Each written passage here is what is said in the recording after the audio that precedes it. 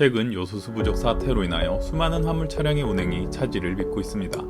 디젤 연료로 사용하는 운송 차량에는 질소 산화물 저감 장치가 부착되어 있는데 이때 요소수를 사용하여 산화물을 저감시킵니다. 요소수의 가격이 5배에서 10배로 상승하면서 화물 운송 비용의 증가로 운임료 상승 및 산업 제조 비용이 증가되고 있습니다.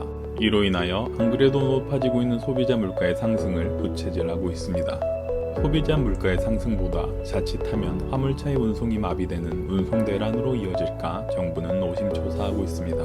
화물 운전자들은 연료비 상승과 요소수 대란이 맞물리면서 운송 비용의 증가가 고스란히 자신들에게 돌아온다며 하소연을 하고 있는 실정입니다.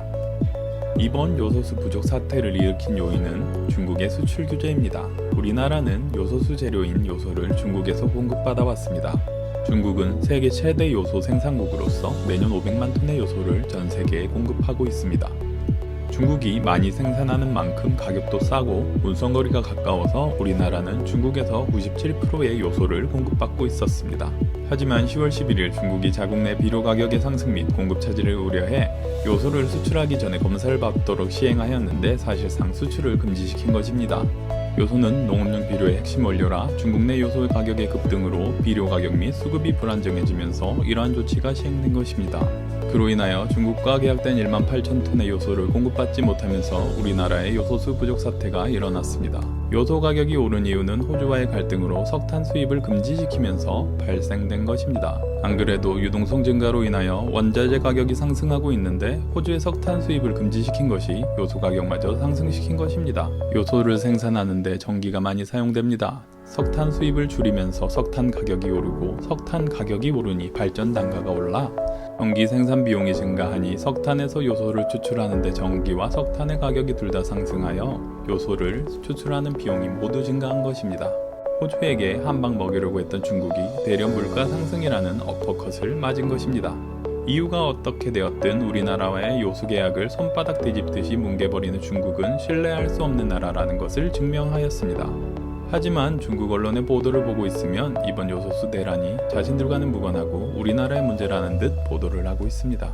선나오신이라는 보도 매체에서는 이번 공급 위기를 통해 유럽, 한국, 미국은 중국이 글로벌 공급망에서 중요한 역할을 하는 것을 알고 있어야 하며 서방 국가들이 이를 인정하지 않으면 스스로 무너지게 될 것이라고 이야기하였으며 펑파이라는 매체에서는 한국 자동차용 요소는 거의 전량을 중국에서 의존하고 있는데 한국은 중국이 아니면 아무것도 할 수 없다고 하였습니다. 방귀 낀 놈이 성낸다는 우리나라 속담이 참 어울리는 상황입니다. 공급 계약을 보란듯이 무시하고서 너희들의 목줄은 우리가 지고 있다는 식의 아나무인으로 일관하고 있는 것입니다. 이번 사태로 중국은 자신 국가의 신뢰성의 하락은 신경도 쓰지 않는 듯이 자신들의 힘을 과시하려고만 하고 있습니다. 우리 정부는 중국이 계약 위반한 요소수를 구하기 위해 동분서주하고 있습니다. 군용기를 호주에 보내 27,000톤의 요소수를 수송해오고 있으며 베트남에 200톤의 요소를 수입해오기로 했습니다. 200톤의 요소는 65만 톤의 요소수를 만들 수 있습니다. 그리고 동남아, 중동, 호주, 러시아 등의 나라에서 요소를 구하기 위해 노력하고 있습니다. 최근 뉴스에 따르면 중국에서 항구에 묶여있는 요소를 수출하기로 하면서 요소수 대란은 어느 정도 마무리될 것으로 보여지는데요. 하지만 중국의 행태가 앞으로 또 그러지 말라는 법이 없기에 정부에서는 매를 먼저 맞았다면서 수출 다변화를 시도할 것으로 보여집니다.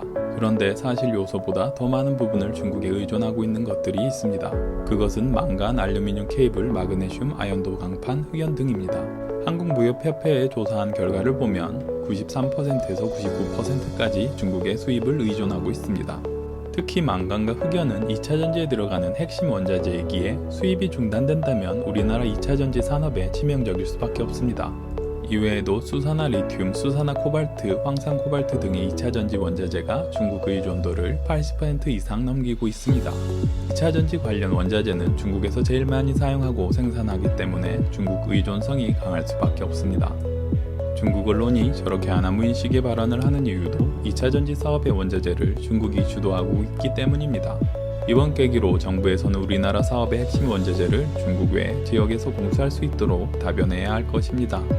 미중 패권 전쟁이 심해졌을 때 중국이 원자재 수출로 할 행동이 너무나도 분명하기 때문입니다. 감사합니다. 다음 시간에 뵙겠습니다.